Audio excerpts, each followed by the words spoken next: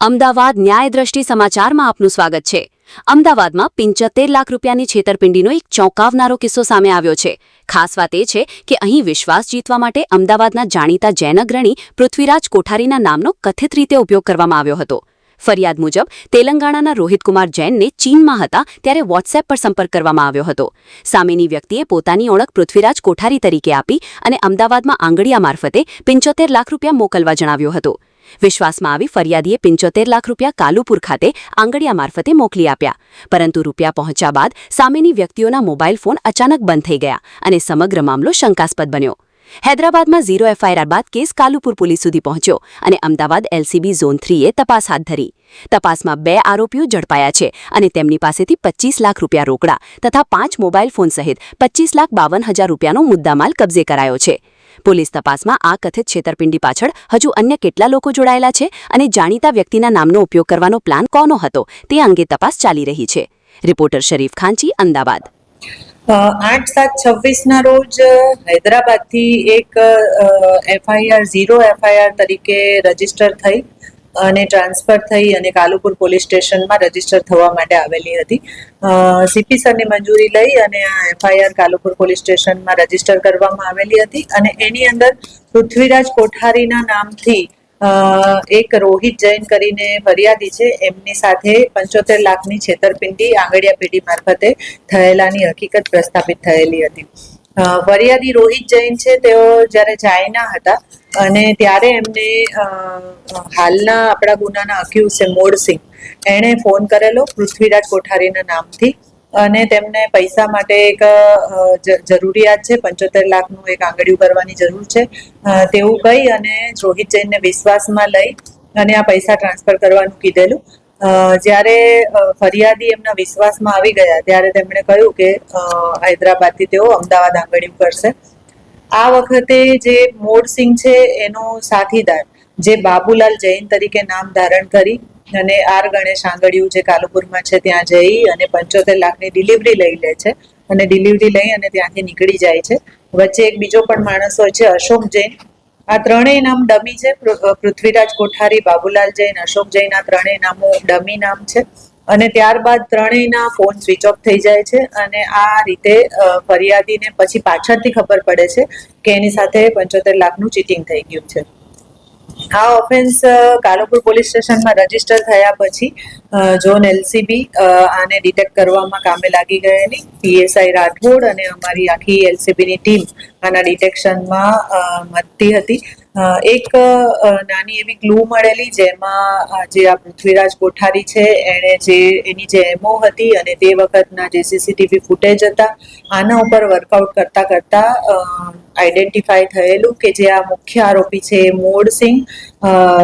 મોડસિંહ જે ઓરિજિનલી જાલોરનો છે, મોડસિંહ પીરસિંહ રાજપુરોહિત, અને જે અહીંયા પૈસા લેવા માટે આવેલો હતો એ ભરતગીરી ખેમગીરી ગોસ્વામી જે ડીસાનો રહેવાસી છે। જે ડીસાનો રહેવાસી છે ભરતગીરી, એ અહીંયા આંગડિયામાં પૈસા લેવા આવેલો।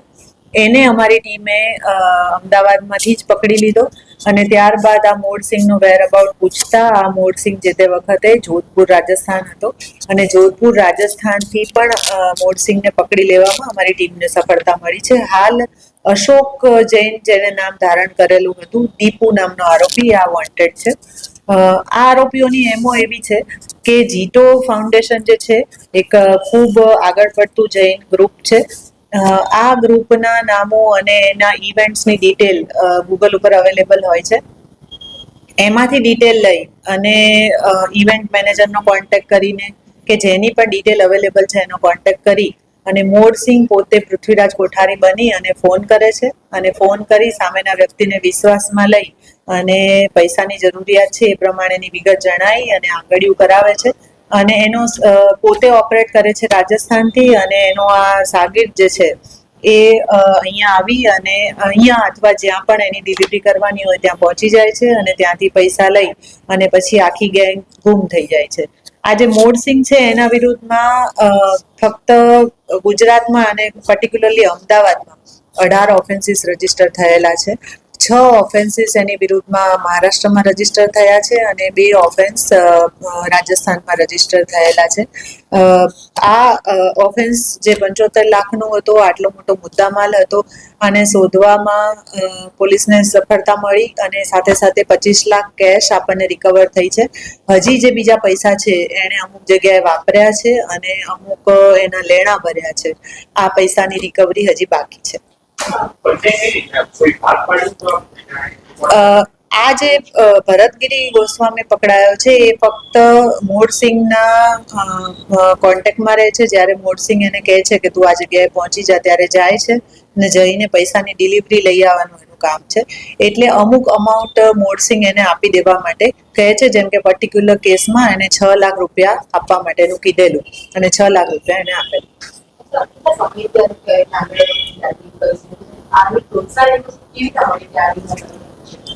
આપણી પાસે જે કેસીસ રજીસ્ટર થયા છે એની આપણે ક્રોનોલોજી જોઈએ તો લગભગ 2007 થી આ ઓફેન્સીસ કરે છે. મોડસિંહ 2007 થી આમાં જોતરાયેલો છે. છેલ્લા 2 થી 3 વર્ષથી આ ભરત ગોસ્વામી છે એના કોન્ટેક્ટમાં આવેલો. ત્યારબાદ એ ભરતની મદદથી આ ઓફેન્સ કરતો હતો.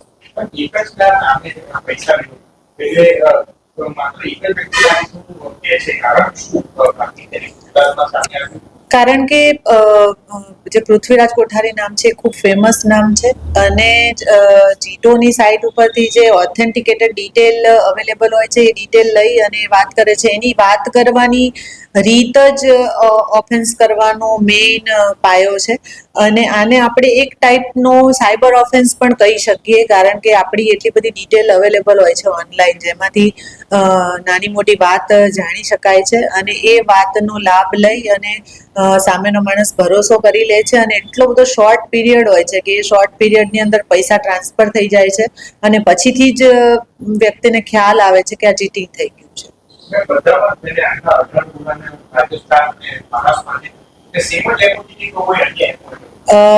જે લાસ્ટના જેટલા એટલે અત્યારે કાલુપુરમાં રજીસ્ટર થયો છે તે એક ઓફેન્સ અને મહારાષ્ટ્ર અને રાજસ્થાનના ઓફેન્સીસ છે. એની અંદર પર્ટિક્યુલરલી એણે આ એમોનો ઉપયોગ કર્યો છે. આગળની એમોમાં અમુક સાદી ચોરી પણ છે અને અમુક ગરફોડ પણ છે.